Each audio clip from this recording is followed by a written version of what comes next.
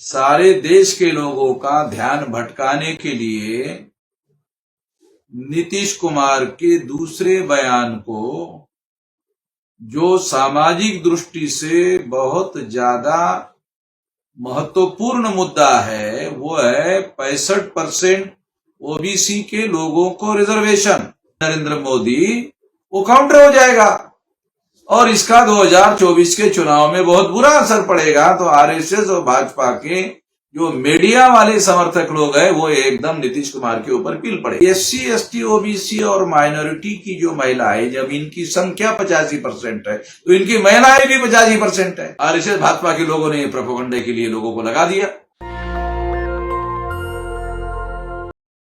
साथियों, अभी देश में और टीवी में और मीडिया में नीतीश कुमार के बयान के रेफरेंस में बहुत सारी कंट्रोवर्सी जानबूझकर फैलाई जा रही है, ऐसी मेरी राय है। उसकी बहुत बड़ी वजह है कि नीतीश कुमार ने जो 50% रिजर्वेशन था उसको 75% घोषित किया। तो 75% घोषित किया तो स्वाभाविक रूप से बीजेपी के लोग इससे बहुत ज्यादा, आरएसएस के लोग इससे बहुत ज्यादा और ब्राह्मणवादी लोग इससे बहुत ज्यादा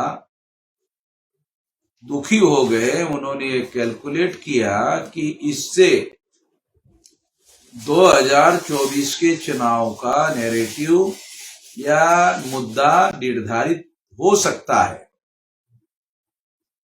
और इस वजह से इस मुद्दे पर से सारे देश के लोगों का ध्यान भटकाने के लिए नीतीश कुमार के दूसरे बयान को, जो सामाजिक दृष्टि से बहुत ज्यादा महत्वपूर्ण मुद्दा है, वो है 65% ओबीसी के लोगों को रिजर्वेशन।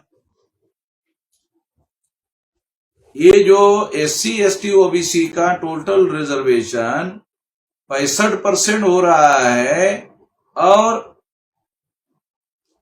गरीब लोगों के संबंध में जो रिजर्वेशन 10% दिया वो मिलाकर 75% रिजर्वेशन किया गया है।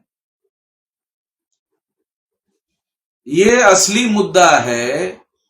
ये मुद्दे पर सारे देश के लोगों का ध्यान नहीं जाना चाहिए।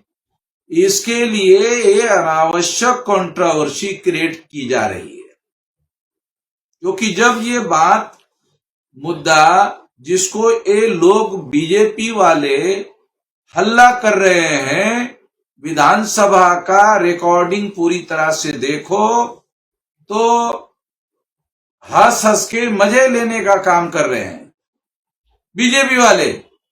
वो विधानसभा का चित्र देखा जा सकता है।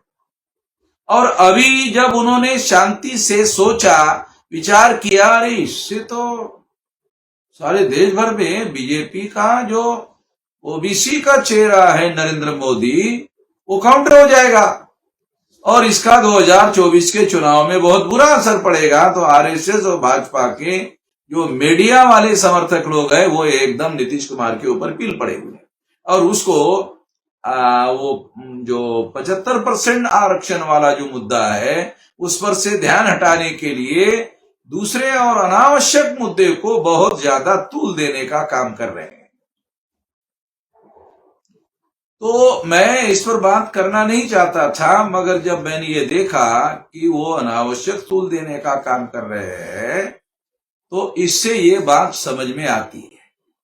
ये उसके पीछे राजनीतिक मुद्दा है। दूसरी बात, एससी, एसटी, ओबीसी और माइनॉरिटी की जो महिलाएं, जब इनकी संख्या 85% है तो इनकी महिलाएं भी 85% है। तो अगर बीजेपी आरएसएस वालों ने जिन मुद्दों पर तूल दिया उससे तो उनके अधिकार छीने जाएंगे। ये तो समझदारी होनी चाहिए ना।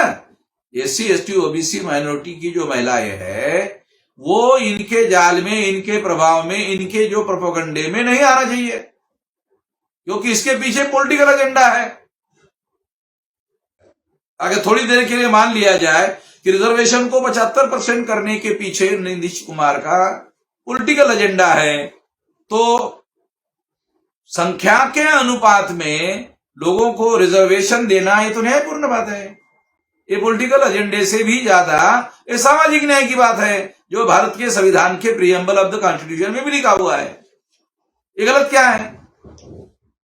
अगर आपको ऐसा लगता है कि ये राजनीतिक एजेंडा है, राजनीतिक, तो तुम भी करो, बीजेपी वाले भी कर ले, बीजेपी वाले भी फायदा उठा ले। वो तो फायदा नहीं उठाना चाहेंगे। वो 3.5% ब्राह्मणों का नुकसान जिसमें होता है वो काम वो नहीं करते।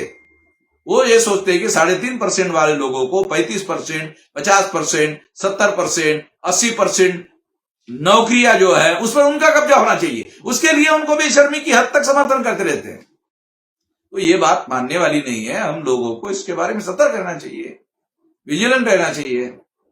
नहीं तो ये लोग जो है, उनके पास जो ये टीवी है, मीडिया है, इसका इस्तेमाल करते रहते हैं और गलत बातें और प्रोपेगेंडा करते रहते हैं। हमारे लोगों को सूचनाएं सही तरीके होती नहीं है।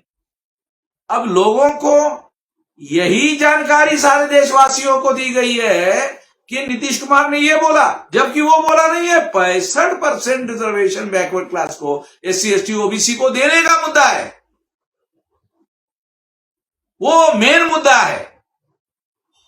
उसके लिए समझाने के लिए वो बात कर रहे थे। इस बात का समर्थन नहीं किया जा सकता है कि इतना ज्यादा खुलकर विधानसभा में बोलने की जरूरत नहीं थी।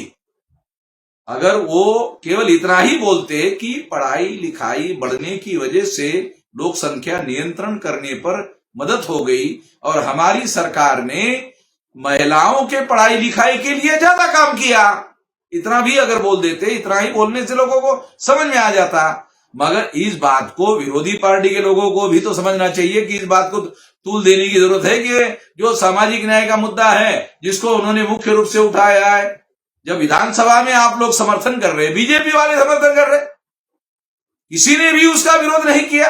आदमी उनको लगा रहे, इससे तो सारे देश भर में नैरेटिव सेट हो जाएगा, एजेंडा सेट हो जाएगा, 2024 का चुनाव हारने की संभावना हो सकती है। उसके बाद आरएसएस भाजपा के लोगों ने प्रोपेगेंडा के लिए लोगों को लगा दिया। इससे हम लोगों को सावधान रहने की जरूरत है। ये खास तौर पर ये बात मैं कहना चाहता हूं, इसके लिए मैं एडीबी वीडियो बना रहा हूं। धन्यवाद।